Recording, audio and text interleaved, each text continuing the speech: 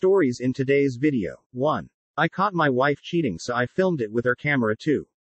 What is the strangest way you found out your significant other was cheating on you? I had graduated college already and my fiancée, Jen, was in her last year. I went to work for a firm about 3 hours away and we had decided to go ahead and set up a place for us. She would drive to me every weekend for that entire year, with me spending some vacation time with her as well. It seemed to be going great. The weekend of her graduation I drove to the college and I would stay in Jen's apartment. Her friends in the apartment complex and across campus were throwing a party in her apartment and several others on the same hallway. About 100 folks total in attendance. It was great to catch up with everyone and several of my college friends were graduating with her. They attended the party too. One of my friends, Bill, came up to us and told me he had a brand new Stingray from his parents as a graduation gift. I told Jen I would run out to see it and be back soon. So Bill and I headed for the door. Then I realized I'd been standing that whole time and really needed to pee, so I told him I would be down in a minute and darted to the bathroom in Jen's apartment, the bathroom attached to her room. After relieving myself and washing hands, I noticed some junk in my hair, like something had fallen from the ceiling. As I brushed it out, I heard Jen enter the room. I was about to call out when I heard a guy's voice with her. He shut the door behind him and I could see them in the bathroom mirror. Their hands were all over each other. She explained to him that I'd gone downstairs with Bill and could be gone for an hour or more, so they stripped and got after it. My head was about to explode. They were experienced with each other, and talked like this would be their last round, so they'd better make it good. I was frozen. Then I noticed her EOS camera on the dresser corner, right outside the bathroom door. I carefully reached for it and snatched it when they were in another position. I'd given this camera to her, no telling what was on it.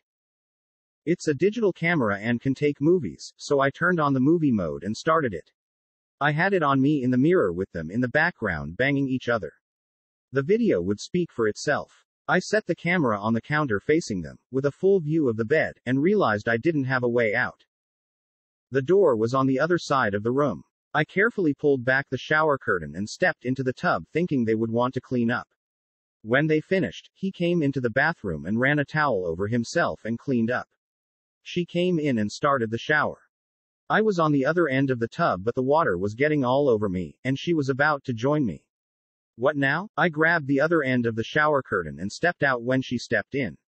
She was facing away from me and didn't see me. This was my only real stroke of luck for the evening. I went into her bedroom, and her engagement ring was on the bedside table. I snatched it and put it in my pocket. No way was I leaving it here. That thing cost $3,000 and she just banged her way out of it. I left a note, "Made a movie of you and Loverboy, hope you like it," and stuck it on the camera. I figured I needed to let Loverboy get a good enough head start, so I intended to wait until I heard the shower stop. When it did, I let myself out. In a total funk, I left her apartment and walked like a robot down the stairs and to my car. I don't recall a lot of what happened next. I drove back home in a fog and waited for her to call me. She did, 2 weeks later. It was the most awkward conversation. She said she didn't want to see me in person. I said, imagine that. She said she didn't blame me for taking the ring. I said I don't care what you think. I could barely get the words out, they were choked in my throat. She told me she'd met the guy at the first of the semester and it was just S*X. Didn't mean anything. I told her great, and I'm looking forward to the same status. When you don't mean anything to me, then I'll visit and we can have S*X just like you two did, right? She hung up the phone. Hung up the phone. Hung up the phone. Hung up the phone. We had been married 17 years at the time and were good friends with another couple and had been for about 8 years when it all happened. She had suffered betrayal by her husband several years prior, but they worked through it and seemed to be doing okay until she started telling me she had a crush on a city cop in town. I told her she was playing with fire. She would tell me things he would text her 2001-2002, so texting was new and exciting then, in confidence, but then I would go home and tell my husband what she said and he would just say, she's doing exactly what her husband, did to her. That's pretty stupid. Anyway, one afternoon she called me in a panic saying her phone bill was sky high and could I help her by taking a look at her bill online. She wasn't very internet savvy, so I said okay, but you have to tell me your account username and *s sword, which she did, and when her account opened and I saw over *500 text messages to and from my husband's phone number, I swear I could feel my blood begin to boil, then I went ice cold from my head to my toes. I asked her why she and my husband were texting back and forth so much. Mind you, I never received texts from either of them. She audibly gasped when I told her I could see the dates and times they texted each other. She had no idea I would be able to see that when I opened up her account. She tried to play it off and say that they *SSED jokes between each other and crap like that. I was totally in denial because it was beyond my comprehension that these two people whom I trusted implicitly, would ever do anything to betray that trust. She kept telling me about this cop who was handsome and rippled with muscles, and my husband gave me no indication that he was even interested in her, surely. In fact, he would talk about how much he hated going over to their place all the time because of her. For 6 months this was going on. She would tell my husband about things I told her about an old boyfriend that I had been in contact with at that time. This in turn would piss him off. Not knowing that was going on, I would turn around and tell my husband the secrets she was telling me about her secret lover. Remember, I was thinking it was this buff city cop was saying and doing with her, which pissed him off even more. You can't make this *T up. Time went on and things became clear to me that I was being gaslighted by the both of them. It took her husband to finally convince me that they were having an affair. I didn't want to believe that I could be betrayed by the two people I trusted so deeply. I confronted him, he confessed. I cut all ties with her and went to counseling for years to try and save my marriage. Something inside of me died for him that evening when he confessed.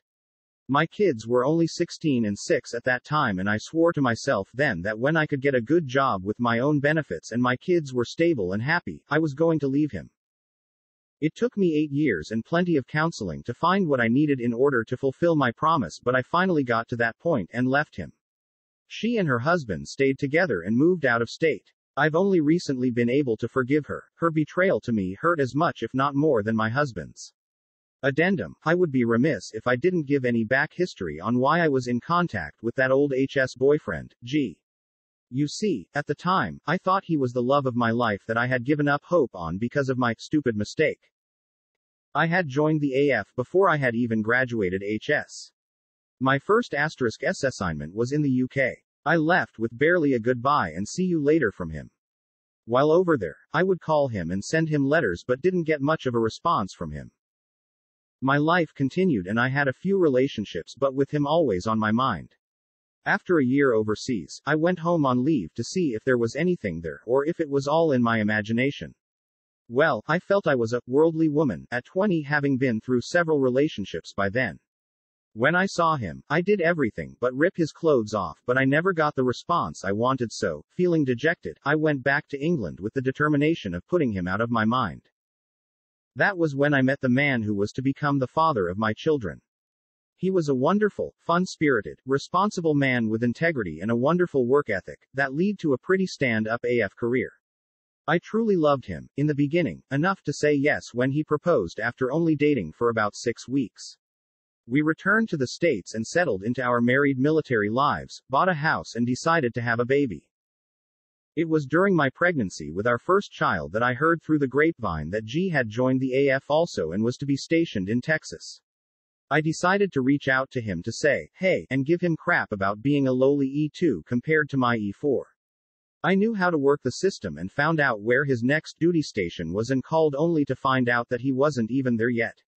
He was due to arrive in a few weeks, so I left a message for him to call SGT's immediately upon arrival. It was the best prank I had ever pulled and was delighted when he did return my call. We laughed like we used to in those days of HS. We kept in touch over the next few years by sending birthday cards and a letter here and there to keep each other updated. I even shared this news with my husband, but it must not have made an impact because he swears up and down that I did not tell him. Anyway, fast forward a few years and I separated from the AF before my husband was sent to the Middle East during Desert Storm. He did 3 tours there before we were *S assigned to a base in New Mexico. We sold our little house, packed up and made the move to the high desert. It was while I was pregnant with my second child that I learned G was stationed at a base in Texas, about 100 miles from where we were. We emailed a few times, but that was about all until one weekend when my husband had to go TDY to SAW, TX. That's where G and I grew up, home base. My husband was there a few weeks and during that time, played a lot of golf.